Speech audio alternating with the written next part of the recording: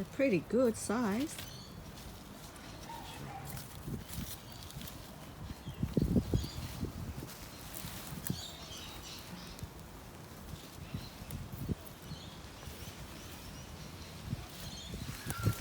Close.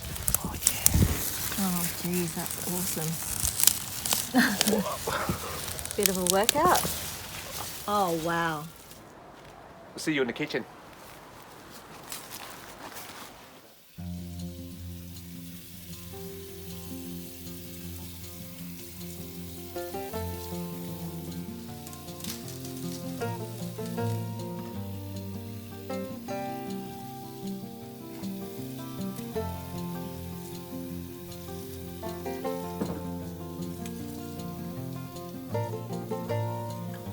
G'day guys, Food Alchemist here. Now today's episode is all about homemade kimchi. Now as you would have seen, I was just out in the garden picking some radish. Just go through the variety of radish I've got here. I've got a lovely daikon radish. This is your traditional Asian radish, and these variety here is called the French breakfast.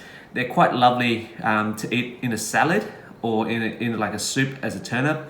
But today I'm going to be making kimchi with them, and they are quite lovely as kimchi as well. Now, just before we start, this is a batch that I made earlier using the French breakfast radish.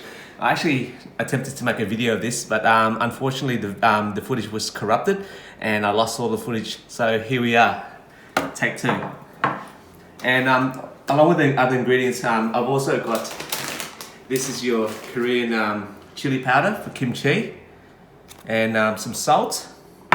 This is just some honey that's been unpasteurized. So this will actually assist with the fermentation process, because kimchi is actually fermented vegetables or fermented radish, cabbage, or whatever you like to use.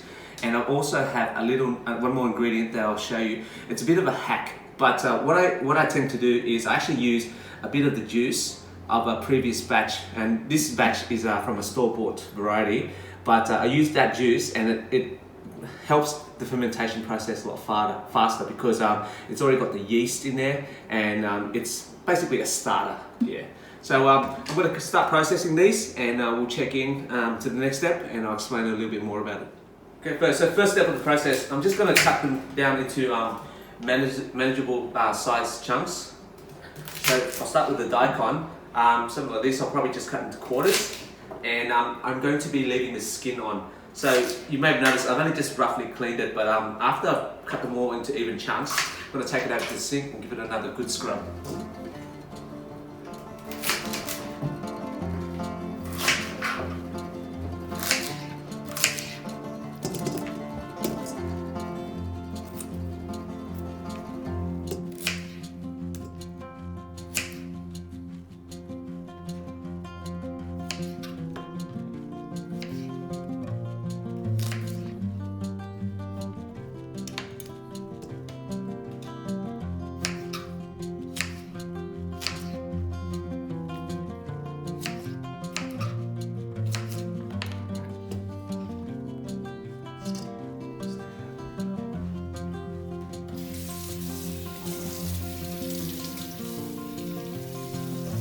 Wash it out.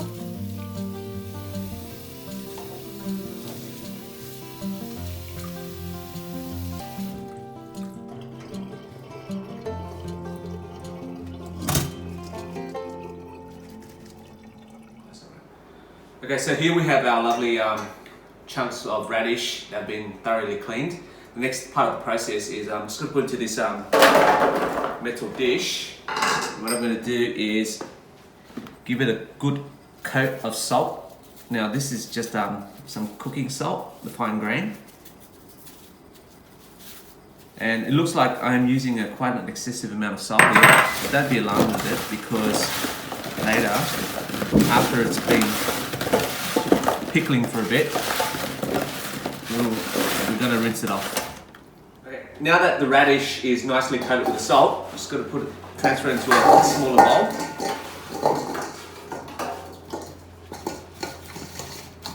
Bowl should be okay, and what we're going to do is I'm just going to place another bowl that fits directly above it.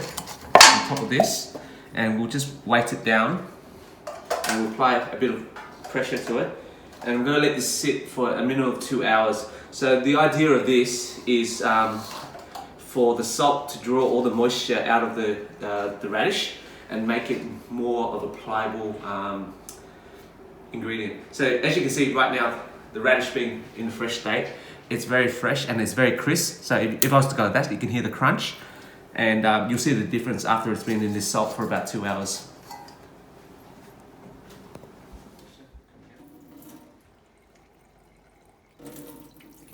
That's more water.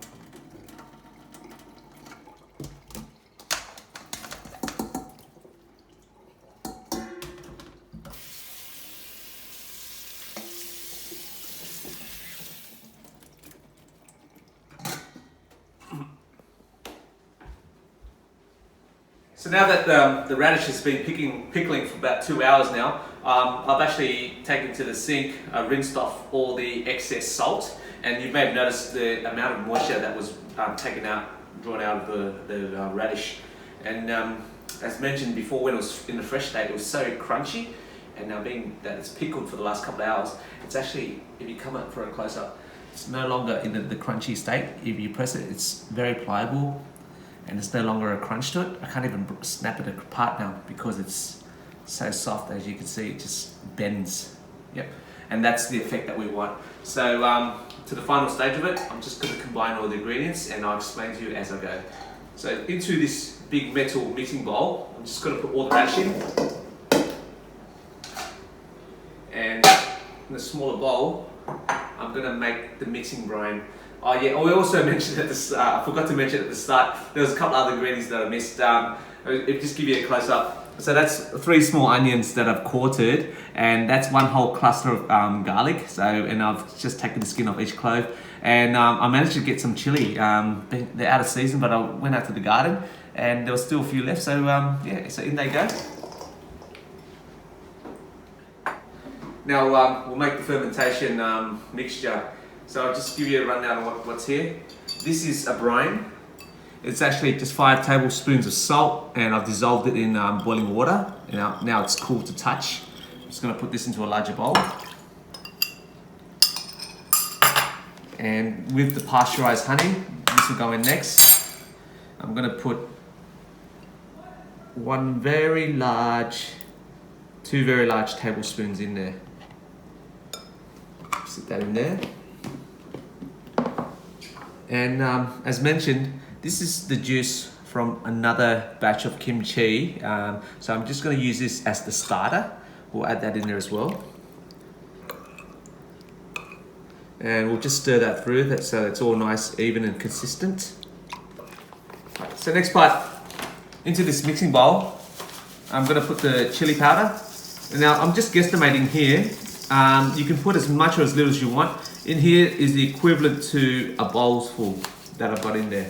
So I'd say roughly about 10 tablespoons worth. And normally I'd use my hands, but I didn't have any disposable gloves there, so I'm just going to toss it through using these 2 wooden spatulas. Okay, now we'll combine the liquid ingredients.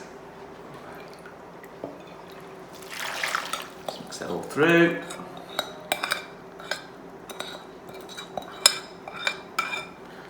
Now this method of fermenting the kimchi is called a lacto-fermentation method, and when I get to jarring it, I'll explain to you a bit more about how it is. Okay, so now this is a jar that's been sterilized.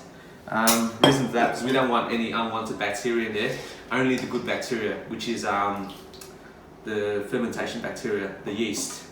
And I'll just spoon it into the jar. Once again, normally I use my hands for this, but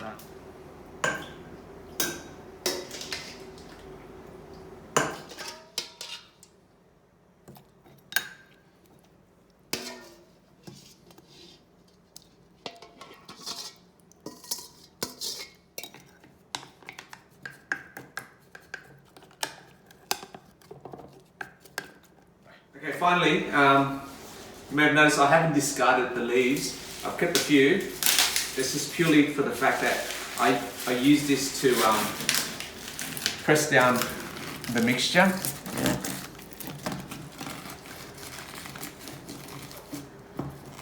And that presses all the radish down and holds it down. And now we'll put the lid on. Okay, and just to explain a bit more about lactofermentation. So basically the yeast, it helps all the ingredients in here ferment, and as it ferments, I will check in on this every couple of days and burp it. So basically it builds up a lot of pressure, a lot of gases, and burping it is basically what I do is I open the lid, just twist it, just to release some of the gases. Otherwise, if too much gases build up, this jar could actually crack or possibly explode, and there has been cases of that happening. And so, and every time when I do check in on it, I burp it, and I also will add a little bit more of the brine mixture. The brine being only the salt water, just to top it up if needed. And as it progresses, you also notice that there will be its own natural liquid just building up. But if it feels like it needs it, I'll add some brine. If it doesn't, then I won't. And this should be ready to eat in about 2 weeks' time. But I'm actually going to let this batch sit for over a month, because the last batch that I did, it was in the jar for a month until I actually ate it, and it was sensational. And this is an exact repeat of what I just did. So hopefully it will turn out, and we'll check in when it's time to try, give it a test. And with the follow-up video of this one, I'm actually going to be making a recipe. The next video I'll be cooking kimchi soup using pork and my other batch of kimchi. So stay tuned for that, and we'll see you then.